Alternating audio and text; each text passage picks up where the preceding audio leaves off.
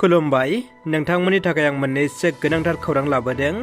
अन्नानै नोंथांमोना भिडिअखौ फारि जोबजासे नायलांदो। बुहुमनि गिबिसिन 6G डिभाइसखौ जापान हादरा बेखेवबाय।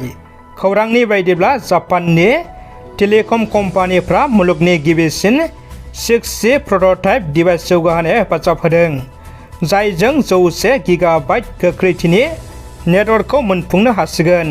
रिपर्टनि बायदिब्ला 5Gनि रुजुनायाव 6G टेकनिकआ 20 गुन साबसिन। जुलि जाखानाय फिसाय गोनांखा आइजो अनजिमा बसुमतारिया गोमादों। थांनाय 11 मे 2024 इं खालारखालि फुंनि 10 रिंगा समाव क'क्राझार जिल्लानि बिसमुरि स्टेट बेंकआव रां बख'नो होनना थांनायनिफ्रायनो न'फारसे फैफिनाखै अनजिमा बसुमतारिया। बे आइजोआ 2 फिसा दंखायो। फिसाजोआ 5 बोसोर आरो फिसाज्लाया 2 बोसोर।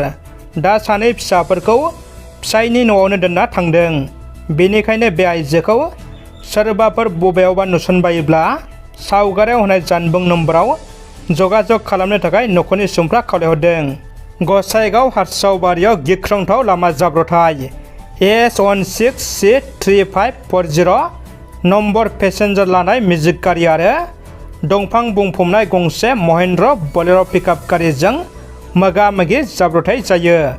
जाउनाव मेजिक गारिनि पेसेन्जारफ्रा गोब्राबै जोखोम जायो।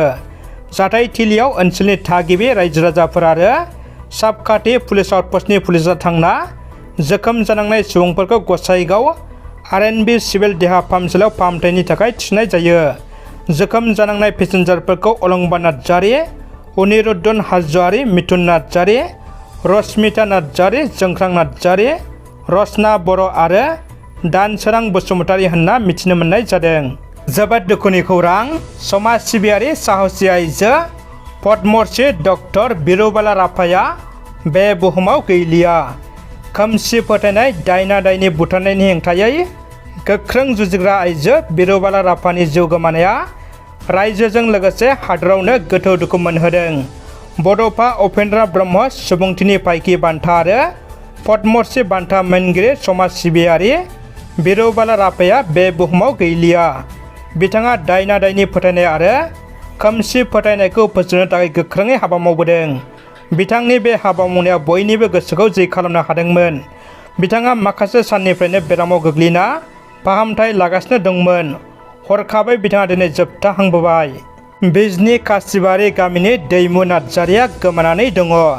चिरां जिल्लानि बिजनी फानबारि कासिबारि गामिनि दैमु नार्जारिया क'क्राझार जिल्ला सालाकाथि ओनसोलनि सिङाव थानाय लालमाथि गामियाव गावनि बिमायनि न'खराव माखासे बोसोर सिगांनो फरायनो थाफैदोंमोन।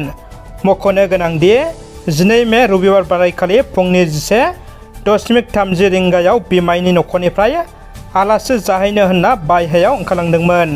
मिथिनाय बायदिब्ला हिन्जावसाया मेलेमारि जेंना दङ। न'खरनि सोद्रोमाफ्रा फोरमायबावनाय बायदिब्ला दासिमबो फैफिननायनि जेबो खौरां मोनफिननाय जायाखै। बेनिखायनो सोरबाफोर बहाबा नुयोब्ला स्क्रिनाव होनाय जानबुं नम्बराव खौरां होनो थाखाय न'खरा खावलायहरदों।